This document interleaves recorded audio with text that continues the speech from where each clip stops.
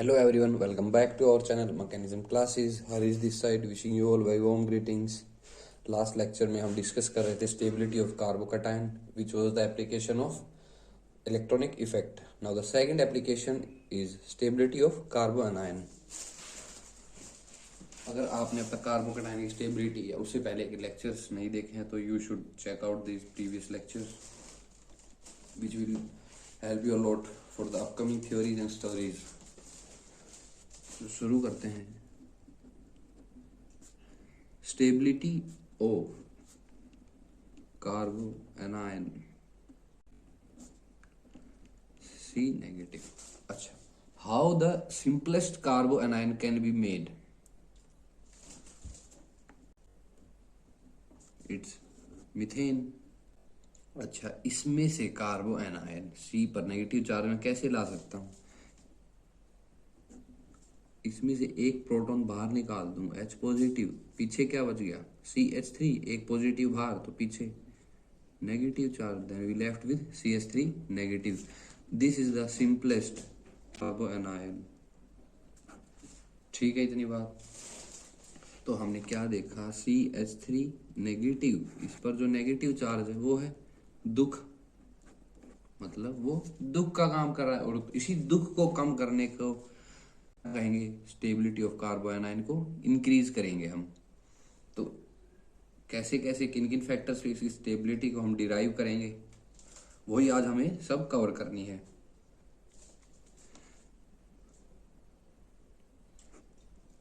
तुक का मतलब access of electrons.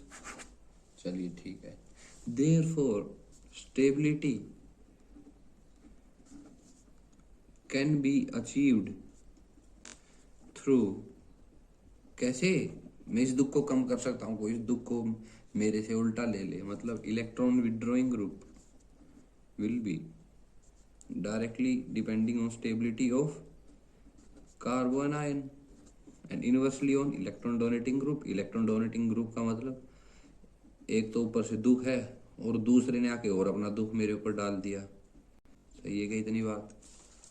Now we will be discussing the factors affecting stability of carboanion, like we discussed the factors affecting stability of carbocation.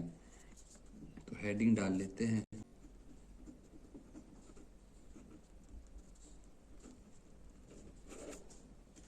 पहली चीज inductive effect.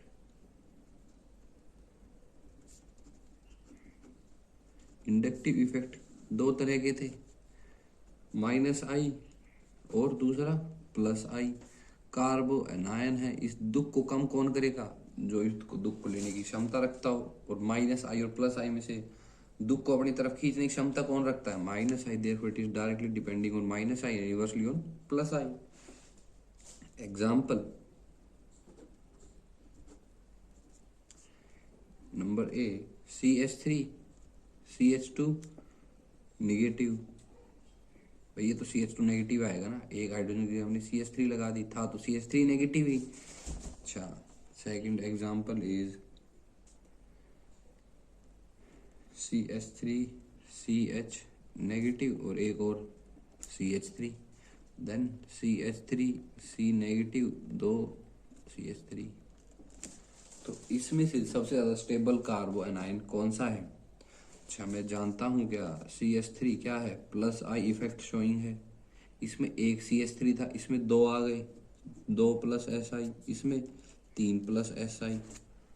और +I क्या है, inversely proportional to the stability of carbanion. मतलब जितना कम +I उतना ज्यादा stability. Therefore A is more stable than B, more stable than C, ABC. Example number 2.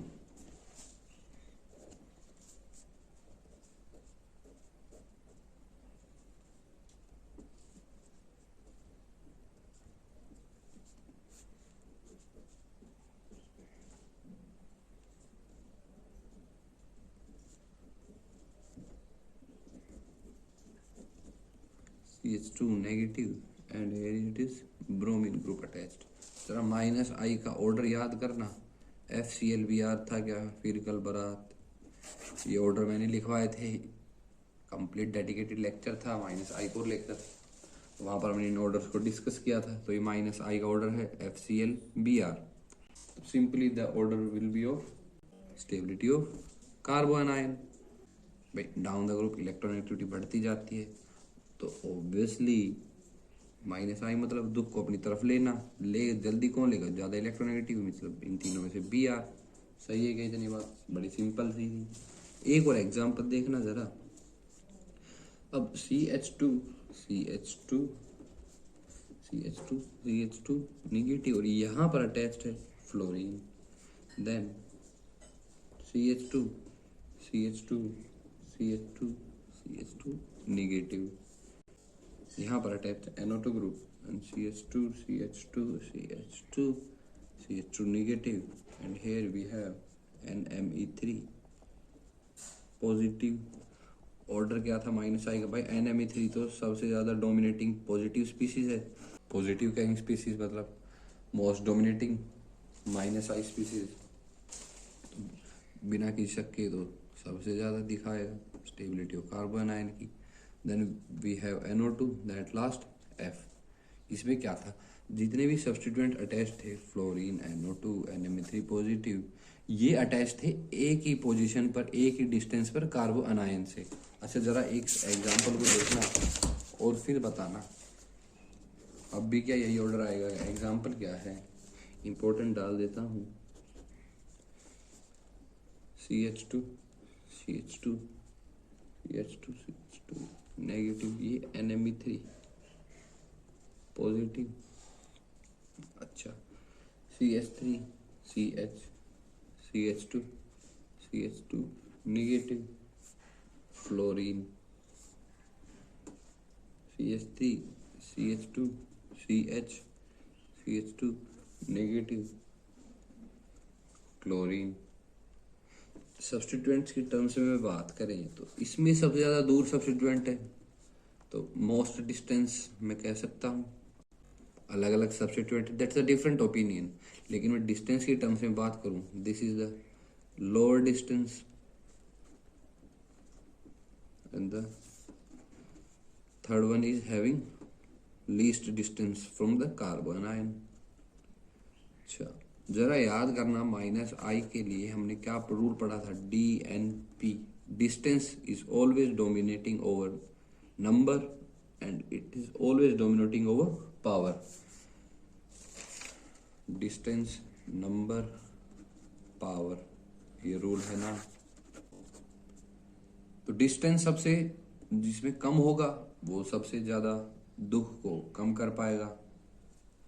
सबसे कम डिस्टेंस Cl में, दिस इज द ऑर्डर। फिर फ्लोरीन में, फिर NMe3 में। बेशक से NMe3 पॉजिटिव सबसे ज़्यादा माइनस आई इफेक्ट शो करता हो, लेकिन we have to go first distance, then at last we have to prefer the power. Now here comes the second factor, which is extent of delocalization or resonance, I can say it। अच्छा भाई मैं इतना जानता हूँ कि stability की वो हमेशा रेजोनेंस बढ़ाता ही बढ़ाता है, क्योंकि रेजोनेंस में होता क्या है कि एक चार्ज है, वो पॉजिटिव चार्ज है, निगेटिव चार्ज है, और वो पूरे सिस्टम के अंदर रेजोनेंस के थ्रू घूम रहा है। दुख एक जगह नहीं है, दुख बट गया है, तो स्टेबिलिटी बढ़ जाएगी। बड़ी सिंपल सी बात है ये। तो मतलब stability directly proportional to extent of delocalization. Example देखो, CH3 नेगेटिव, नेगेटिव चार्ज यहाँ पर क्या है, localized, no resonance. Then we have CH2 negative, then C double bond CH2 negative charge movement है क्योंकि अल्टरनेट पोजीशन पर डबल बॉन्ड प्रेजेंट है। The resonating structure we can draw like this. एक resonating structure तो आया इसके मुकाबले, तो ये क्या है, वन डीलोकलाइजेशन लिख दूं क्या? एक रेजोनेटिंग स्ट्रक्चर डीलोकलाइजेशन हो रहा है। जरा इसमें और देखना एक बारी। बेंजीन पर अटैच्ड है CH2 नेगेटिव, मूवमेंट करते हैं, रेजोनेंस स्ट्रक्चर ड्रॉ करते हैं सारे।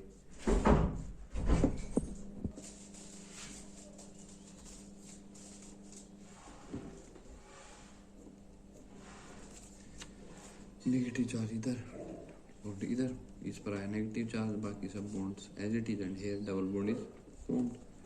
नेक्स्ट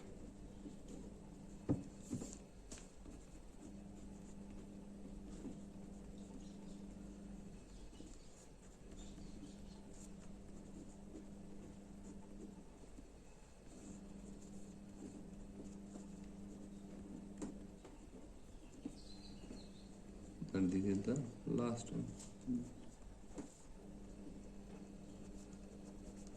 अब जरा देखना, दुख मतलब नेगेटिव चार्ज 1 2 3 4 चार और जगह घूम कर आ चुका है कि नहीं? तो यहाँ पर क्या हुआ, 4 रेजोनेटिंग स्ट्रक्चर की वजह से स्टेबिलिटी इंक्रीज हुई। तो ऑर्डर लिख दूं क्या, 3 greater than 2 greater than 1। Second में क्या देखा था हमने, 2 रेजोनेटिंग स्ट्रक्चर थे, उसमें लोकलाइज था फर्स्ट वन में। सही है क्या इतनी बात? अच्छा, इसका एक और टाइप देख लेना,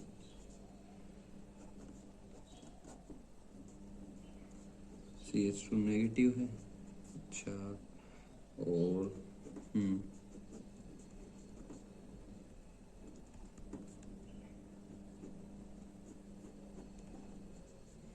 तो यहाँ पर 3 बेंजीन रिंग अटैच्ड है।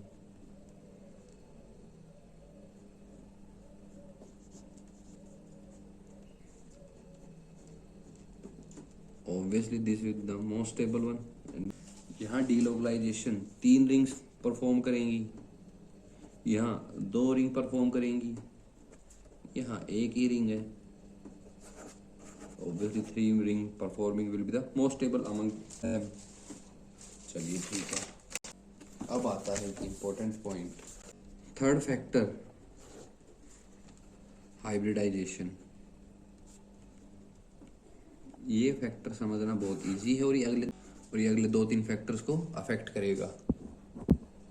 या मैं कहूँ percentage S character, hybridization sp3 sp2 sp, तो मैं वहाँ अगर स्टडी करूँ परसेंटेज एस करेक्टर की स्पेसिफिकली, तो मैं क्या कह सकता हूँ, CH CH3 negative, then CH2 double bond C negative H। यहाँ पर sp3 हाइब्रिडाइजेशन है, 1 2 3 4 sigma bonds plus free lone pair, net charge is also working as free lone pair है। तो sp3 यहाँ पर 1 2 3 sp2, अच्छा यहाँ पर CH triple bond C negative sigma bond plus 1 lone pair which is sp। तो इसमें देखना percentage S character from left to right क्या हो रहा है, इंक्रीज हो रहा है, क्योंकि परसेंटेज पी करेक्टर डिक्रीज हो रहा है। P3 था, फिर P2 था, फिर P, तो P डिक्रीज हो गया तो S ऑब्वियसली इंक्रीज हो गया। परसेंटेज एस करेक्टर इंक्रीज हो गया तो इलेक्ट्रोनेगेटिविटी भी क्या हो गई, इंक्रीज हो गई। हमने देखा था ना, electronegativity directly proportional to percentage S character directly proportional to bond angle. ये ऑर्डर याद रखना है, हर जगह काम आएगा। अगर इलेक्ट्रोनेगेटिविटी बढ़ गई, दुख को अपने पास बांटने वाले बढ़ गए, इलेक्ट्रोनेगेटिविटी बढ़ गई तो स्टेबिलिटी इंक्रीज हो गई ना, क्या बात याद रहेगी? चलिए ठीक है, तो मैं कह दूं sp greater than sp2 greater than sp3, the same order of increasing percentage of s character. Hybridization clear है ना। Fourth point is delocalization versus hybridization।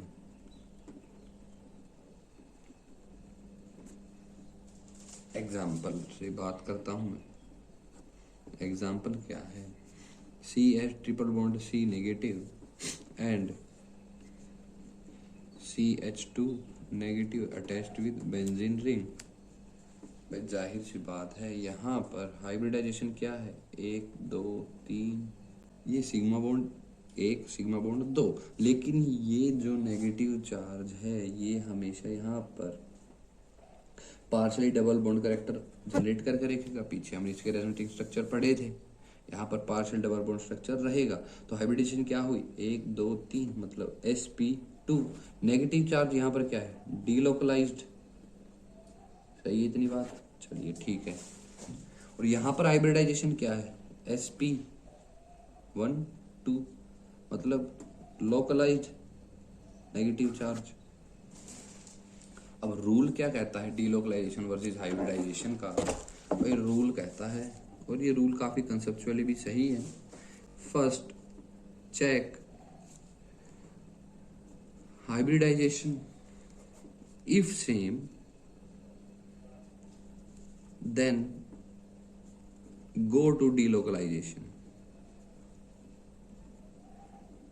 पहले तो हमें हाइब्रिडाइजेशन के ऊपर ही निर्भर रहना है, वो ही बता देगा हमें कौन सी ज़्यादा स्टेबल कार्बो एनायन है। अगर सेम आई तो डीलोकलाइजेशन की तरफ चले जाएंगे, देन डीलोकलाइजेशन विल स्टार्ट। यह पिछले एग्जांपल में क्या था, sp versus sp2,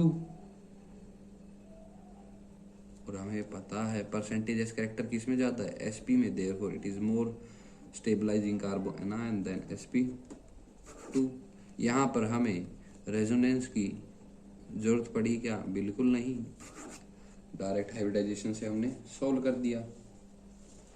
fifth factor जरा देखना, इसी से रिलेटेड है, क्या है, कंपैरिजन ऑफ एसिडिक स्ट्रेंथ। अच्छा, एसिडिक स्ट्रेंथ पता है यहाँ पर क्यों आया, H पॉजिटिव निकाल देंगे, पीछे बचा कंजुगेट बेस, तो CH3 negative is a kind of conjugate base, उसका हमने एसिडिक प्रोटॉन निकाल दिया। समझ में आई ना इतनी बात। एग्जाम्पल देखो, CH triple bond C, and this is for example as hydrogen, we called it HA। then we have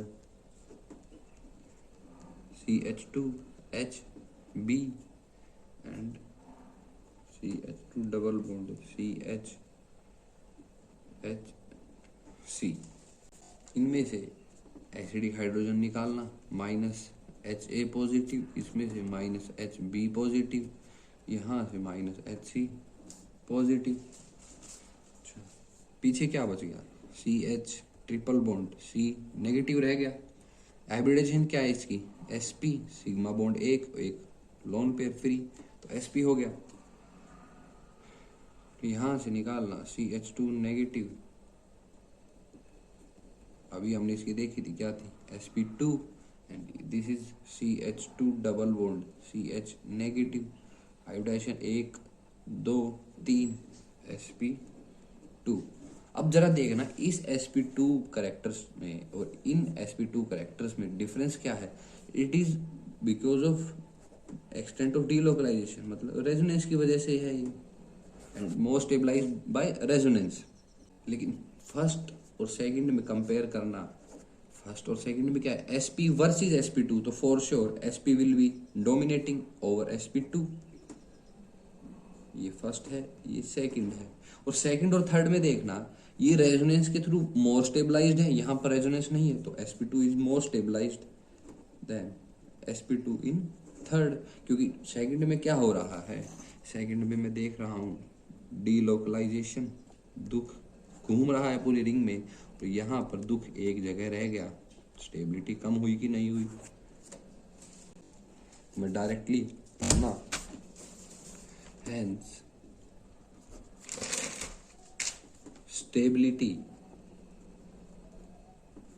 of conjugate base directly proportional to acidic strength। Next factor, sixth is aromaticity।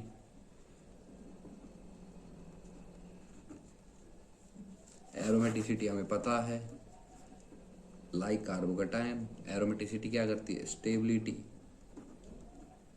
Increase करती है।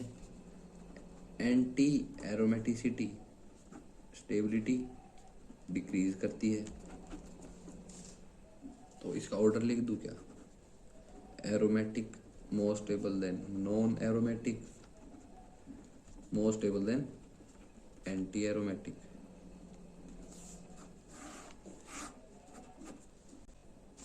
Example, this is HA,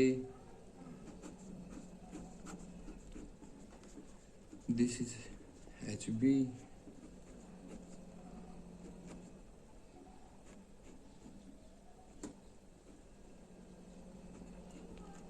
this is HC। जरा इनके acidic hydrogen निकालना बाहर, -HA minus HB minus of HC। Positive charge तो है ही obviously, पीछे क्या रह गया? नेगेटिव चार्ज यहाँ पर, और इसमें भी नेगेटिव चार्ज यहाँ पर।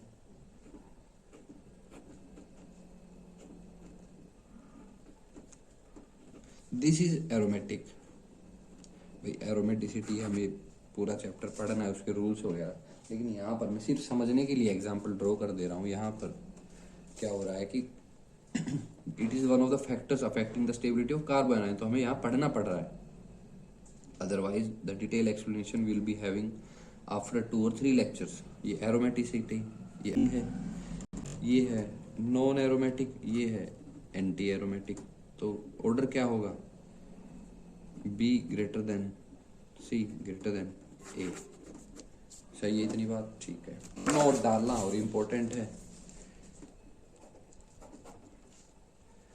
समझना मैं क्या कह रहा हूँ। नेगेटिव चार्ज है यहाँ पर। अच्छा, एक हाइड्रोजन और भी तो प्रेजेंट होगी, कोई दिक्कत यहाँ तक? कोई दिक्कत नहीं। ये क्या है? sp2 एरोमेटिक, 1 2 3, तो sp2 एरोमेटिक।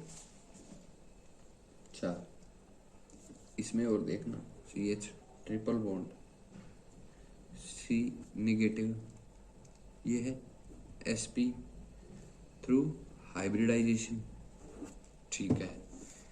और CH2 नेगेटिव, ये क्या है? sp2 through resonance. हमने पीछे क्या देखा था कि हाइब्रिडाइजेशन, सबसे पहले हमने हाइब्रिडाइजेशन देखनी है, किस में? हाइब्रिडाइजेशन वर्सेस रेजोनेंस में। अगर सेम है तो रेजोनेंस की तरफ जाना है, लेकिन एरोमेटिसिटी की बात करें तो हाइब्रिडाइजेशन से भी डोमिनेटिंग फैक्टर है। Therefore, I can write sp2 aromaticity is more stable than sp of hybridization, more stable than sp2 resonance। ये ऑर्डर ध्यान रहेगा क्या? बिल्कुल। Next factor is mesomeric. Mesomeric क्या है भाई? इलेक्ट्रॉनों का लेन देन थ्रू रेजोनेंस पर डायरेक्टली अटैच्ड 5 बॉन्डेड सिस्टम होना चाहिए। अच्छा, स्टेबिलिटी की बात करें कार्बो एनायन की, तो -m क्या करेगा? खींचेगा, तो directly proportional, +m inversely proportional, क्योंकि स्टेबिलिटी किसकी देख रहे हैं? कार्बो एनायन की। एनायन मतलब दुखी, दुख को कम करने खींचने वाला आएगा। तो अगर आपको -m और +m के ऑर्डर्स पता है तो आसानी से आप इसको कंपैरिजन कर लेंगे। लेकिन मैं यहाँ पर एक्सेप्शंस बता सकता हूँ आपको। एक्सेप्शन क्या है? पहले ज़रा देखना, CH2 negative, C triple bond N, और यहाँ पर है CH2 COOH, then CH2 CO CH3, last CH2 COO CH3। देखते ही क्या पता चल रहा है? -m का ऑर्डर CN में सबसे ज़्यादा, फिर एल्डिहाइड में, फिर कीटोन में, देन एट लास्ट COOCH3 के अंदर। तो एक्सपेक्टेड क्या है? एक्सपेक्टेड ऑर्डर लिखूं, विल बी दिस वन।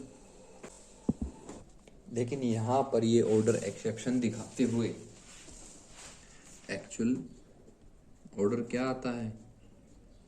वो आता है। बाकी सब एज इट इज रहते हैं। एल्डिहाइड आगे रहेगा, फिर कीटोन आएगा,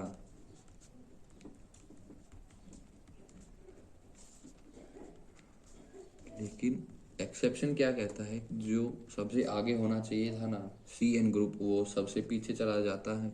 उसका कारण भी बड़ा सिंपल सा दिया इसने, और बड़ा ठीक भी है वो कारण। वो इसलिए जरा इसमें डीलोकलाइजेशन करवाना, अल्टरनेट पोजीशन पर प्रेजेंट है अनसैचुरेटेड बॉन्ड, तो डीलोकलाइजेशन हुआ है ऐसे। इसका resonating structure CH2 double bond C double bond N negative, और ये क्या है, एलीन टाइप। स्टीरियो केमिस्ट्री में पढ़ते हैं हम एलीन स्ट्रक्चर्स, वो होते हैं लाइक दिस।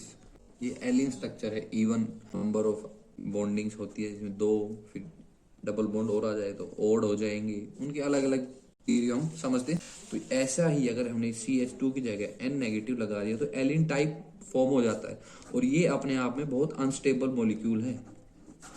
तो ये कहाँ से कार्बोनाइन की स्टेबिलिटी को अफेक्ट करेगा, कोई अफेक्ट नहीं, कोई फायदा नहीं करेगा। तो ये सबसे लास्ट में अपना ग्रहण कर लेता है स्टेबिलिटी ऑफ कार्बोनाइन के ऑर्डर में। एक और क्वेश्चन है, इंपॉर्टेंट मार्क कर लेते हैं, हम हर तरह के क्वेश्चन कवर कर ले रहे हैं। तो -m स्ट्रेंथ इसकी क्या है, हाई है, अच्छा, क्योंकि COH ग्रुप है, और CH3O C double bond O, और यहाँ पर है कार्बो एनायन। इसके कंपैरिजन में एल्डिहाइड की ज़्यादा है, लेकिन इस हाइड्रोजन को हटा के मैं यहाँ पर एक और CO CH3 लगा दूँ तो नंबर ऑफ -m ग्रुप बढ़ गए।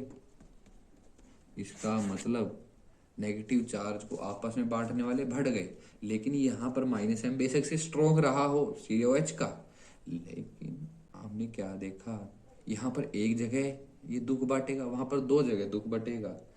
तो मोर स्टेबल कौन सा होगा, दो जगह वाला, hence CH3O CO CH negative CO CH3 मोर स्टेबल देन CH2 COH। क्या ये बात याद रहेगी। चलिए, अभी एक एक्सेप्शन आता है। जनरली हमने पीछे क्या देखा, और ऐसा होता भी है, generally we observe number of -m group is more dominating over strength of -m group. ये ऐसा पीछे हमने देखा, लेकिन एक्सेप्शन क्या है, यहाँ पर एक्सेप्शन है CH2 when attached with NO2, carbanion attached with NO2, and we have carbanion attached with 2 COO CH3 groups। ये नंबर में ज्यादा है, जनरली होना चाहिए था इनका ज्यादा, लेकिन यहाँ पर एक्सेप्शन क्या है, NO2 इज मोर स्टेबलाइजिंग कार्बोनाइन। ये एक्सेप्शन याद रखेंगे क्या आप, ठीक है। इससे रिलेटेड बहुत ही ध्यान से देखना, एक और एक्सेप्शन है, एक्सेप्शन का भी एक्सेप्शन ए और एक्सेप्शन बी। एक्सेप्शन का भी एक्सेप्शन में लिख दूं भाई, मुझे तो एक्सेप्शन ऐसे याद हो जाते हैं कि मान लेता हूं कि ऐसा बिल्कुल हुआ होगा, तो माइंड में रह जाते हैं। इसका देखना जरा, एक्सेप्शन बी जो कह रहा है कि इस एक्सेप्शन का भी एक एक्सेप्शन है, CH2 negative NO2 is less stable than CH3 CO CH negative CO CH3। वहां पर क्या था, C double bond O then OCH3, यहाँ पर ओनली CH3 है, O बॉन्ड हट चुका है, तो ये ज्यादा स्टेबल है CH2 नेगेटिव NO2 से। ये एक्सेप्शन याद रहेंगे तो। Then seventh factor affecting stability of carbanion is ring size. देखना जरा, ये 60 डिग्री का एंगल है, ये कार्बोनाइन, 90 डिग्री का एंगल है यहाँ कार्बोनाइन, and this was angle of 108 degree. Carbon ion, और 6 मेंबर भी ले सकता हूँ मैं, कितना 120। कार्बोटाइन में जरा याद करना हमने क्या देखा था, जितनी बड़ी रिंग साइज उतना स्ट्रेन कम होता जा रहा था, उतनी स्टेबिलिटी ऑफ कार्बोकटाइन इंक्रीज हो रही थी। लेकिन कार्बो एनायन में इसका ठीक उल्टा है, क्योंकि जरा देखना बॉन्ड एंगल बढ़ता जा रहा है तो percentage S character in bonds, bond angle बढ़ गया तो percentage S character in bonds increase होता चला गया। अच्छा, बॉन्ड्स में परसेंटेज एस करेक्टर इंक्रीज हो गया तो percentage S character in negative charge वो डिक्रीज हो गया, और percentage S character negative charge में डिक्रीज हो गया तो स्टेबिलिटी डिक्रीज होगी ना, तो स्टेबिलिटी डिक्रीज होगी ना। therefore this is the order. यहाँ पर फॉर कार्बो एनायन बड़ी रिंग साइज मतलब कम स्टेबिलिटी, इसका कंसेप्ट भी हमने देख लिया। सिमिलरली आप हाइपर कंजुगेशन के लिए भी लिख सकते हो, -h पर डायरेक्टली प्रोपोर्शनल रहेगी स्टेबिलिटी और इनवर्सली प्रोपोर्शनल ऑन +h। ये भी सिंपल है यहाँ। तो इतनी थी स्टेबिलिटी ऑफ कार्बो एनायन, ये कुछ फैक्टर्स थे। अब मैं फटाफट से 2 पॉइंट्स में लिखवा देता हूँ। Stability of free radicals, free radicals की stability is almost same as that of carbocation. और कार्बोकैटायन की स्टेबिलिटी क्या थी?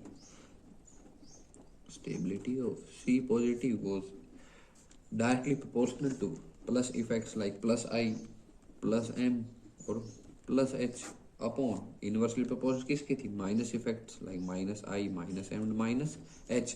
और एक बात क्या याद रखनी है, रेजोनेंस दोनों में ही स्टेबिलिटी को इंक्रीज कर रहा है, आइदर इट्स ऑफ कार्बोकैटायन और कार्बो एनायन। तो जैसी कार्बोकैटायन की स्टेबिलिटी वैसी फ्री रेडिकल की stability.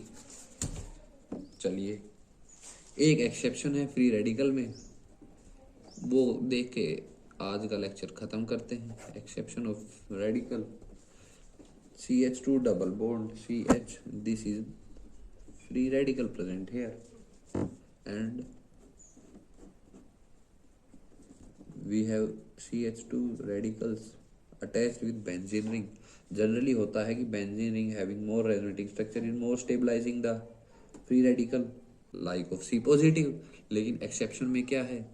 This structure having less resonating structure is more stable over this। लेकिन यहाँ पर क्या है, इसमें 2 resonating structure movement रो होगी। कैसे? फ्री रेडिकल आते ही मतलब होमोलिटिक क्लीवेज, बॉन्ड टूटा, यहाँ से ये हाफ हेडेड एरो ऐसे ड्रॉ होगी, यहाँ पर डबल बॉन्ड फॉर्म होगा। ड्रॉ ही कर देता हूँ ना, CH2 पीछे रह गया free radical and here we got double bond of CH2। ये एक रेजोनेटिंग स्ट्रक्चर आया, लेकिन यहाँ पर भी डबल बॉन्ड है, तो इसके अलावा 4 और रेजोनेटिंग स्ट्रक्चर आएंगे। तो हमारा होना क्या चाहिए था? एक्सपेक्टेड होना चाहिए था this should be more stable then this. लेकिन एक्सेप्शन क्या कहता है? कहता है आप गलत हैं, मैं उल्टा कर रहा हूँ काम। तो एप्लीकेशंस ऑफ इलेक्ट्रॉनिक इफेक्ट इतने ही थे। Stability of carbocation, stability of carbon and free radicals, बस। हाँ, next we will be discussing acids and bases. So that's all for today's lecture. Do it like and subscribe button. Thank you.